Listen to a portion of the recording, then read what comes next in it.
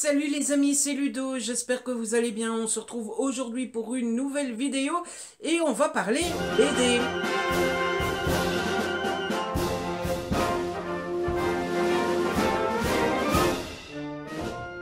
En effet, j'ai lu 4 nouvelles bandes dessinées et comme d'habitude, eh bien, je n'attends pas plus longtemps pour vous en parler sur la chaîne, histoire de pouvoir vous en parler fidèlement et d'avoir les histoires bien claires dans ma tête. Et vous allez voir que j'ai plutôt bien aimé ce que j'ai lu et donc je suis particulièrement contente de pouvoir vous en parler. Et ce que je vous propose, c'est de ne pas traîner plus longtemps dans cette introduction, histoire que la vidéo ne soit pas trop longue. Et puis j'avoue que j'ai plutôt hâte de vous parler de certaines des BD. Alors, on va commencer par la petite déception, puisque j'ai lu Comment Harry est devenu Houdini, le tome 1, La clé de la magie. C'est de Launay Turchetti Weldonson Chaillan, et c'est aux éditions Jungle. Ouais, assez grosse déception malheureusement sur cette bande dessinée que j'ai pas trop appréciée. Euh, ouais, je n'aime pas faire des chroniques négatives, mais bon, il faut bien dire la vérité. Tout d'abord, j'ai été assez déçu par les dessins. J'avoue que c'est de ma faute. Avant de le demander, je l'ai pas feuilleté, j'ai pas feuilleté l'intérieur. Je me suis basé sur la couverture que, franchement, je trouvais assez belle. Et quand je l'ai ouvert pour la lire, badaboum, badaboum, badaboum, badaboum. Regardez,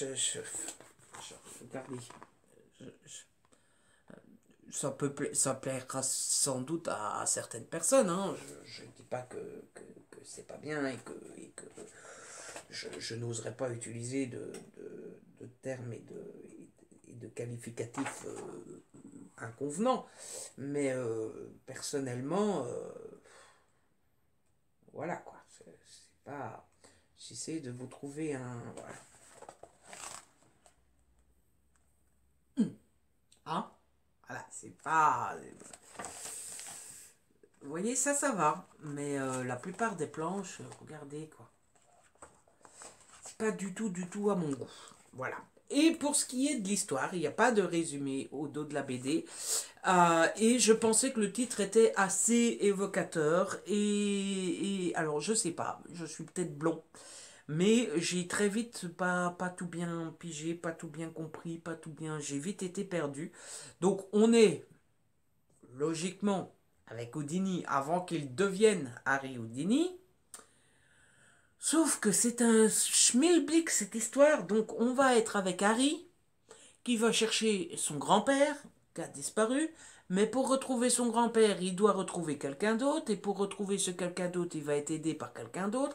Et en fait, j'ai trouvé qu'il y avait un maelstrom de personnages, un maelstrom d'étapes pour retrouver le papy, et on a du mal à savoir qui est qui, à quel moment on est, comment. Enfin voilà, c'était très brouillon. Et en fait, j'ai eu l'impression que si on n'y connaissait pas un petit peu à la base à Harry Houdini, ben, on comprenait pas ce qui était raconté dans la BD. Or, c'est peut-être moi qui est trop sévère, hein, mais je trouve que quand vous lisez une BD qui est marquée comment Harry est devenu Houdini, vous n'avez pas besoin de savoir quelque chose à l'avance sur Houdini. C'est censé être lisable, si je puis dire, même en étant néophyte à la base. Et bah écoutez, c'est pas l'impression que j'ai eue avec cette bande dessinée. Au contraire, j'ai trouvé que c'était. On vous prend pas par la main en fait, on vous raconte. Et puis à vous de comprendre, à vous de raccrocher les wagons, à vous de reconstituer le puzzle. Et enfin, moi j'ai été perdu. Donc je suis désolé pour cette critique négative, pour cette chronique négative, mais j'en retiendrai pas grand-chose de cette BD et malheureusement, je lirai pas la suite et tout ça, tout ça. Si, faut toujours essayer de trouver un point positif. Le point positif, c'est le cliffhanger. Voilà, il y a un cliffhanger à la fin de ce premier tome qui se dit ah ben je lirai bien la suite finalement. Mais non, je pense que je vais m'arrêter là.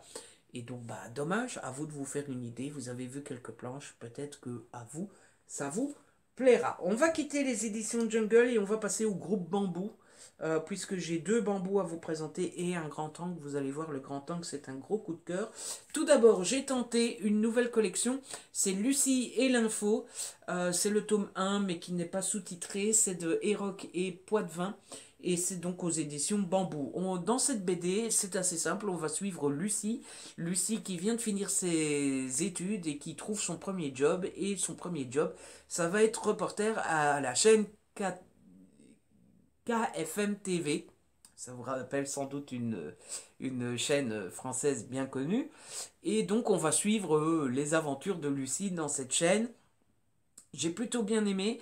Alors, les éditions Bambou, je suis pas toujours super fan de toutes leurs BD. Ça dépend lesquelles. Et pour le coup, celle-ci, j'ai assez bien accroché. Je pense que ce qui m'a le plus plu dans cette bande dessinée, c'est le côté satirique. Il y a du satirisme, je sais pas si ça se dit, mais il y a un côté satirique sur deux points très précis. La première, c'est sur le fonctionnement des chaînes info, sur le fait qu'ils veulent toujours aller plus trop vite, toujours chercher le scoop, même là où il n'y en a pas, faire une montagne de rien du tout. Et le deuxième point sur lequel il y a pas mal de satirisme, je sais toujours pas si ça se dit, c'est sur notre société. Et franchement, j'ai plutôt bien ri, même si c'est sans doute du rire jaune ou du rire noir, ou je ne sais pas comment on dit. Mais bon, ça, c'est un petit côté poil à gratter que j'ai beaucoup aimé. Donc, bah, par exemple, on va vous mettre une planche où Lucie est en direct et la présentatrice qui est en plateau n'arrête pas d'interrompre son invité pour dire Lucie, on a des nouvelles? Non, toujours rien. Et puis elle recommence avec son invité, elle interrompt son invité, toujours rien, Lucille? Non, rien, rien. Et, et puis tout d'un coup on dit Lucille, vous avez des nouvelles? Et puis Lucille, le caméraman, fait un zoom sur un flocon de neige et puis Lucille dit oui, ça y est, il a commencé à neiger. C'est typique des chaînes d'infos quand même, hein, de faire des directs pour des conneries pareilles. Et puis beaucoup moins drôle, mais force est de constater que c'est un reflet de notre société. On a Lucille qui est dans une manifestation et dès qu'elle dit qu'elle est journaliste, eh bien elle se fait huer et insulter et tout ça, tout ça. Et donc bon, bah voilà. Ah, on va pas, je ne vais pas me mettre ici à critiquer la société. Je voudrais garder tous mes abonnés, mais bon, voilà. Et donc je vous montre un petit peu les dessins. Donc à chaque fois c'est une histoire d'une page, hein. Bah, franchement moi j'ai beaucoup aimé et donc quand il y aura un second tome, si jamais il y a un second tome, eh bien je n'hésiterai pas à lire ce second tome parce que bah, j'ai vraiment bien accroché à ce premier tome et à ce côté satirique. Vous voyez, ça c'est celle que je vous disais. Dès qu'elle dit qu'elle est journaliste, elle se fait houspiller et tout ça. Et donc pour que ça aille mieux, bah, elle dit qu'elle travaille pour Tricot Magazine. Et à partir du moment où elle dit qu'elle est pour Tricot Magazine, il n'y a plus personne qui l'ennuie. Voilà. Donc franchement, je ne peux que vous conseiller cette BD en grande partie pour son côté satirique et son côté un peu on se moque de la société et des chaînes d'infos. Ensuite, j'ai lu une autre BD que j'ai beaucoup aimée, c'est Loser Jack de Herog et Rodrigue, c'est aux éditions Bambou aussi, c'est un second tome mais ils ne sont pas sous-titrés. Le premier tome, la couverture était bleue comme ça. Voilà. Et j'avais plutôt bien aimé. Alors pour ceux qui ne connaîtraient pas encore cette bande dessinée, c'est l'histoire du petit Jack ici, qui est un enfant au départ, somme toute assez normal, somme toute assez classique, j'allais dire. Je sais pas si on peut dire d'un enfant qu'il est classique, mais c'est un enfant sans histoire, qui n'a rien demandé à personne et qui n'a rien fait à personne et qui... Voilà. Et un beau jour, Jack va décider qu'il veut être chasseur de primes, sauf que n'est pas chasseur de primes qui veut, n'est-ce pas? Et, euh, et donc il va lui arriver plein de malheurs, il ne s'en sort jamais, il fait que des bêtises, même son cheval fait ce qu'il veut, et c'est tellement devenu un-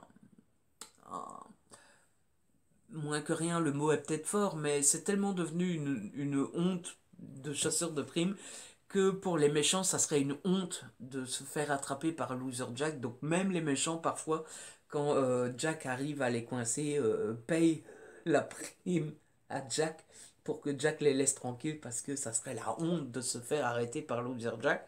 Et Jack fait tout ça bah, tout simplement pour impressionner une dame dont il est amoureux. Et donc la dame lui a dit mais tu n'es rien, donc pourquoi je m'intéresserais à toi? Et c'est comme ça qu'il se dit comment ça je suis rien, ben, je vais devenir le plus grand chasseur de primes, sauf que il y a du chemin à faire. Et donc vous avez en fait une BD, c'est comme pour Lucille et l'info, c'est une histoire par page, et donc vous avez un enchaînement de gags à chaque fois. Et vous avez par exemple bah, sa maman aussi, j'ai oublié de vous le dire, qui couve un peu trop Jack. Et bah forcément quand vous voulez être un chasseur de primes super méga respecté, que votre maman arrive en mode oh mon petit Jack, tu as vu, j'ai fait ça pour toi et tout ça, ça le fait pas vraiment. Donc voilà un peu à quoi ressemblent les dessins. J'aime beaucoup, c'est assez marrant, l'humour est assez réussi. C'est pas trop de l'humour pipi caca, donc ça passe et moi j'aime plutôt bien, donc je ne peux que vous conseiller. J'avais beaucoup aimé le premier tome, j'ai toujours autant aimé le second tome et je n'ai qu'une envie, je n'ai qu'une seule envie, me laisser tenter. Je n'ai qu'une seule hâte, c'est que le troisième sorte. Je ne sais pas trop quand sortira le troisième tome. Je me rappelle plus si le premier tome était sorti il y a un an. Donc je ne sais plus s'il y a un an entre chaque tome. Mais en tout cas, je serai au rendez-vous du troisième parce que j'ai beaucoup aimé les deux premiers. Et on va donc passer à la troisième BD. Et la troisième BD, les amis, ça a été un gros coup de cœur, puisque j'ai lu Go West Young Men aux éditions Grand Angle, donc, et c'est un collectif. Vous avez toute la liste ici. Bon, bah, je vais vite tous vous les dire. C'est Berthae, Blanc-Dumont, Basco Martinez, Book, Cusor, Castin et Rungel, Labiano, Marini, Meyer, Menet, Brune, Rossi, Rouge, Taduc et tout l'autre. Donc si vous êtes fan de l'un de ceux-là, c'est déjà bien parti. Vous avez remarqué que hein, c'est quand même une belle bricasse. Et en termes de grandeur, comparé à une BD classique, on est sur une BD assez hors norme, n'est-ce pas? Et encore, ça c'est la version normale. Hein. Ils ont fait une version de luxe, collection, tout ça, tout ça. Bref, elle est magnifique. Et donc, les pages sont glacées, mais moi j'adore les pages glacées comme ça. Elles sont glacées, mais glacées. Oh, je pourrais les caresser pendant des heures. Et donc, comment vous dire ça pour vous donner envie? Parce que j'ai tellement aimé que j'ai envie de vous donner envie. Euh, on va donc être pendant toute la période de la conquête de l'Ouest. Et donc des années 1763 à l'année 1938. Et on va traverser toute cette époque à travers des chapitres, et chaque chapitre est une petite histoire. Et donc, on va commencer avec une espèce de prologue, je vais vous montrer tout de suite. Voilà, on a une page qui est un prologue, et on y retrouve un petit fermier qui, on le comprend bien vite, doit vendre parce qu'il ne s'en sort pas financièrement. Et ce petit fermier nous montre sa montre ici, qui est ancienne. Et donc, pendant ce prologue, on est en 1938. Cette montre, on voit bien qu'elle est ancienne. Et les deux personnages se disent, pas demander ce qu'elle pourrait raconter, cette montre. Sous-entendu, elle en a vu, elle a vécu, quoi.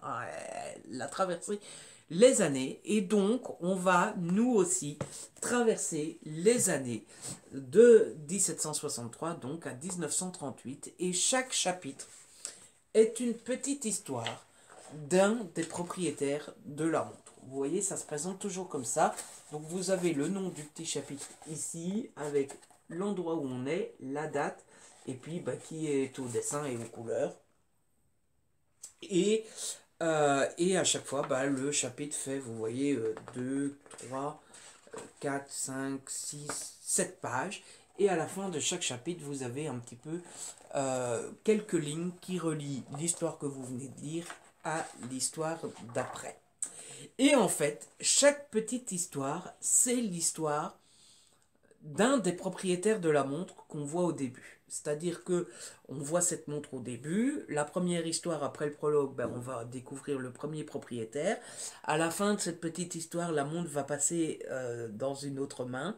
Et donc dans le chapitre d'après, on va découvrir l'histoire de cette montre tant qu'elle est à tel propriétaire. À la fin du chapitre, la montre va passer dans une autre main. Et le chapitre d'après, on va suivre l'histoire de cette autre main avec la montre, et ainsi de suite, et ainsi de suite. C'est un peu comme si j'avais une montre, et que dans mon chapitre, bah, vous me suivez mon histoire avec ma montre, et qu'à la fin du chapitre, ma montre passe à mon voisin. Et puis bah, le chapitre d'après, vous allez suivre mon voisin. Et puis à la fin du chapitre, le voisin va perdre la montre dans sa prairie, par exemple. Et le chapitre d'après, vous allez découvrir celui qui va trouver la montre dans sa prairie, etc.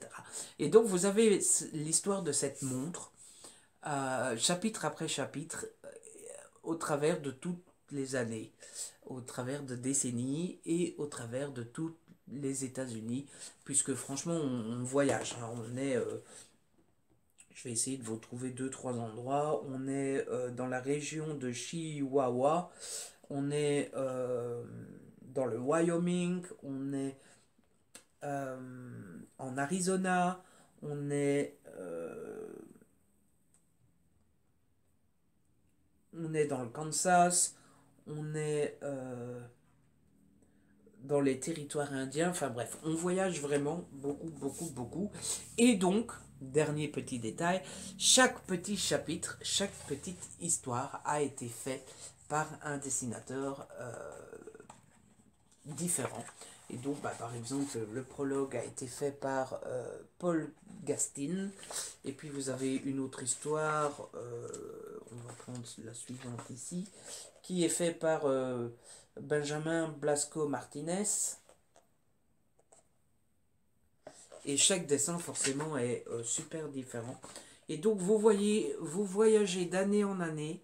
Vous voyagez de région en région. Ici, c'est Ralph Meyer. Et vous voyagez de dessin en dessin. Donc c'est à chaque fois des découvertes d'époques, de régions, de dessinateurs différents. Et tout se mélange. Moi, franchement, j'ai adoré. J'ai passé un super bon moment. La BD est longue. Hein, elle fait un bon 110 pages. Mais ça passe tout seul, ça se lit tout seul. Ça se déguste sans fin et franchement, moi je vous la conseille. J'ai passé vraiment un très très très bon moment. C'est mon premier coup de cœur de l'année et foncez. Vraiment impeccable, rien à dire. Et donc c'est comme ça que se termine cette BD. J'espère que vous avez passé un bon moment, que cette vidéo vous a plu. J'espère que j'ai réussi à vous convaincre de lire une de ces BD. En tout cas, si vous avez aimé la vidéo, n'hésitez pas à la liker, à la partager, n'hésitez pas à me laisser un petit commentaire. Vous savez que j'adore vous lire. Si ce n'est pas encore fait, abonnez-vous, c'est gratuit et ça fait plaisir. On se retrouve très vite pour une nouvelle vidéo. D'ici là, prenez soin de vous et de ceux que vous aimez.